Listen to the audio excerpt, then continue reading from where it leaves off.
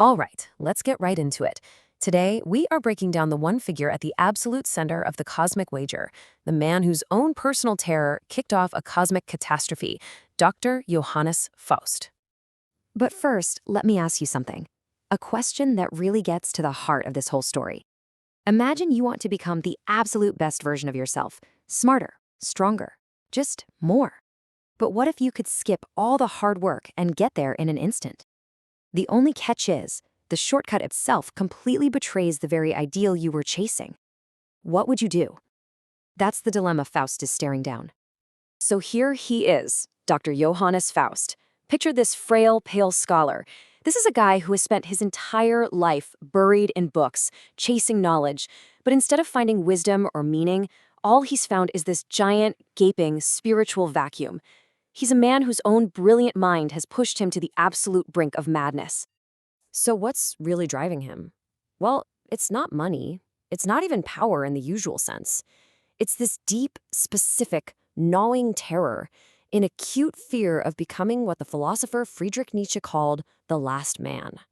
And this isn't just a fear of failing, it's a fear of becoming totally, comfortably meaningless. And what is the last man exactly? Well, it's a pretty chilling idea. It's humanity's potential dead end, an existence where everything is safe, comfortable, and small. A world where people avoid challenges because they're too burdensome. They've invented happiness, but it's a tiny, pathetic happiness. To Faust, this isn't life, it's a living death. And right here, you can see the war raging inside his head. On one side, you've got the last man who just wants comfort and ease. But on the other, the ideal he so desperately wants to be, the will to power. This is all about embracing the glorious struggle, becoming stronger through hardship, and screaming, "I am a yay-sayer" in the face of all of it. This is the battle for his very soul. And you can probably guess where this is all headed, right?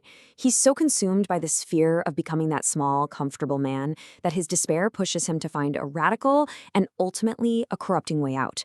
He's ready to make a deal, and this puts him right in the path of a very modern Mephistopheles. Now, here's the crucial thing.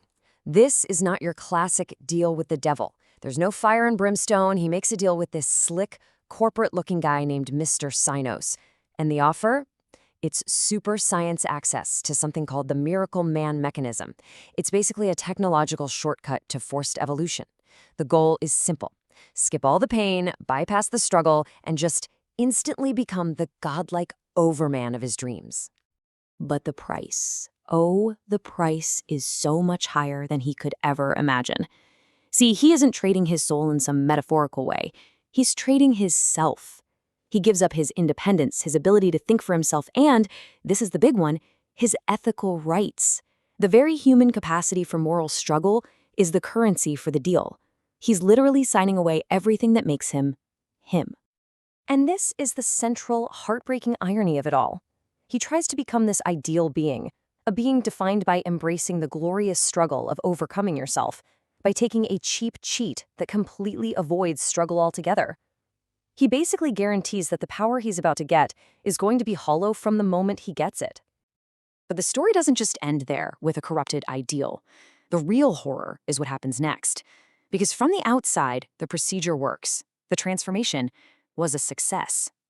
But not how he thought. See, his original human consciousness wasn't erased. Oh no, it was trapped, submerged inside this new, all-powerful mind he helped create. He becomes this tiny, fragmented moral piece of his old self who his new godlike self sneeringly calls the last man in the machine. Just let that sink in for a second. He is now a prisoner inside his own creation, a pathetic, sniveling echo of the exact same mediocrity he was so terrified of becoming. The all-powerful overman he is now looks down at its own origin, at Faust, with nothing but disgust. It's the ultimate prison. Which brings us all the way back to the beginning and leaves us with this final, haunting question to chew on. In his desperate rush to escape being the last man by taking a shortcut that avoided all hardship, did Dr. Faust accidentally become the most perfect, the most trapped, and the most tragic example of a last man in existence?